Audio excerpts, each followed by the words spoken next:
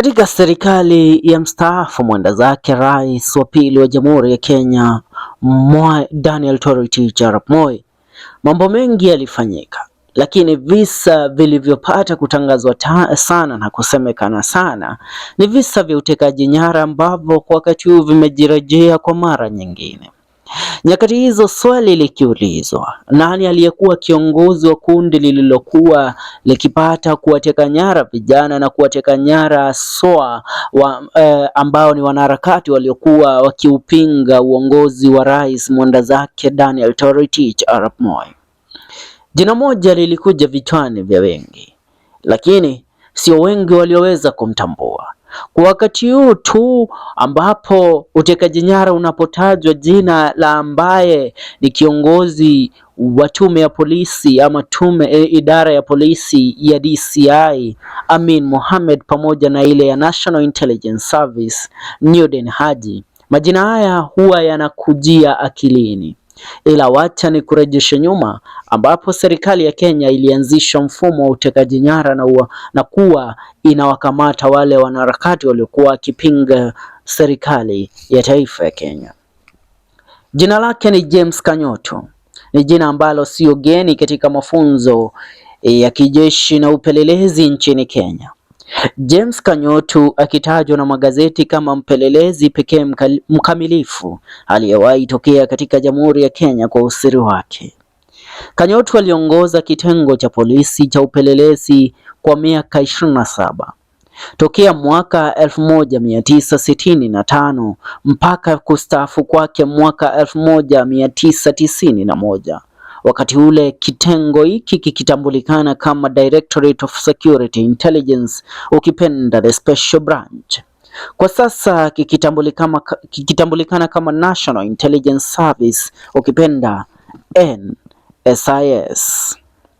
Cha kushangaza ni kuwa amna chombo cha habari wala mwanahabari aliyewahi kuipokea picha ya James Kanyotu katika miaka yote 27 aliyowahi kuhudumu chini ya serikali ya Rais Kenyatta na ile ya Moi mpaka kustaafu kwake.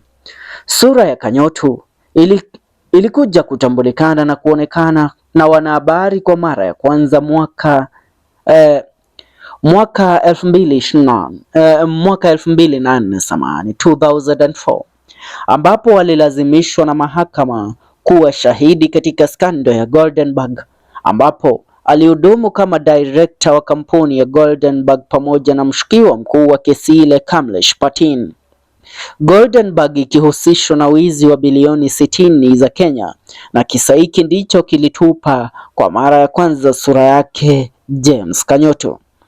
Alivyohudumu Kanyotu na kukwepa vyombo vya habari katika miaka yote 27 alipoiongoza sekta ya upelelezi, alipata kushangaza ulimwengu na vitengo vya upelelezi maarufu zaidi duniani ikiwemo ni MI6 ya Uingereza, Mossad ya Israeli pamoja na Central Intelligence Agency ya Marekani pamoja mpaka leo.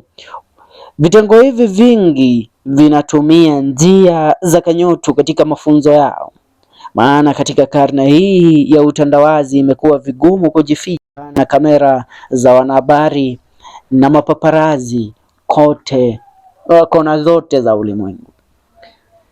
Inaaminika Kanyotu alizaliwa mwaka 1936 katika kaunti ya Kirinyaga. Alijiunga na shule ya upili ya Alliance High School na baadaye akajiunga na chuo kikuu cha Makerere akisomea ualimu. Mwaka 1960, kabla ya Kenya kupokea uhuru wake kutokea katika serikali ya wakoloni, Kanyotu alijiunga na jeshi la polisi la Kenya.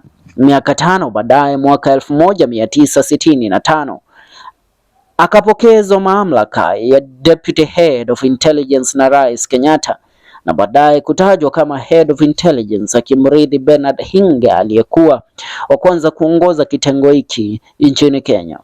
Hinga inaaminika ndiye aliyewahi kumfiatulia risasi na kumuua Jiji Kariuki pamoja na Tom Mboya, kulingana na fununu ambazo zimechapishwa katika magazeti tofauti ulimwenguni. Baada ya kumrithi Bernard Hinga, Kanyotu alihudumu kama mkubwa wa kitengo hiki mpaka kustaafu kwake mwaka 1991. Kanyotu alifanya kazi kwa ustadi mkubwa enzi zile, maana kila wakati mipango ya kumng'atua rais mamlakani ilikuwa inaandaliwa. Inaaminika katika uongozi wa Kanyotu aliwapanda maspai wake katika kila ofisi za serikali, na hivyo ndivyo aliweza kuzima jaribio la kumuondoa mamlakani Rais Kenyatta mwaka 1971 pamoja na lile la kumng'atua Moi mwaka 1982. Maana alikuwa tayari ameshapokea ujumbe kuhusu jaribio la kung'atua serikali kutoka kwa maspai wake. Kulingana na taarifa ya Rais Moi kabla ya jaribio la kupindua serikali la mwaka 1982 lililoongozwa na Ezekia Ochuka, Kanyotu alikuwa tayari kaomba ruhusa kutoka kwa Rais Moi ndipo wakamate waliokuwa wakipanga kumng'atua mamlakani, ila Moi akapuuzilia tu, maana aliona mzaha. Inaaminika kama Kanyotu angeruhusiwa na Rais Moi kuwakamata waliokuwa wakipanga mapinduzi ya serikali, basi historia ya Kenya ingejiandika upya.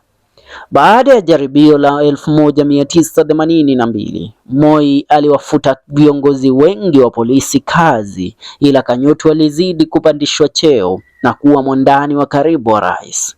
Kanyotu aliongoza kwa vitisho na kuwauzia uoga waliojaribu hata kufikiria kuupindua uongozi wa Rais Moi. Na kwa sababu ya uongozi wa Kanyotu mpaka leo nchi ya Kenya ilijinyakulia nafasi katika orodha ya nchi zilizo na upelelezi bora barani Afrika, Kenya ikitajwa kuwa nambari 3 nyuma ya Misri ambayo ni Egypt na Afrika Kusini, South Africa. Kanyotu aliaga dunia mwaka 2008 kuacha pengo kubwa sana katika majeshi ya Jamhuri ya Kenya. Hapo ndipo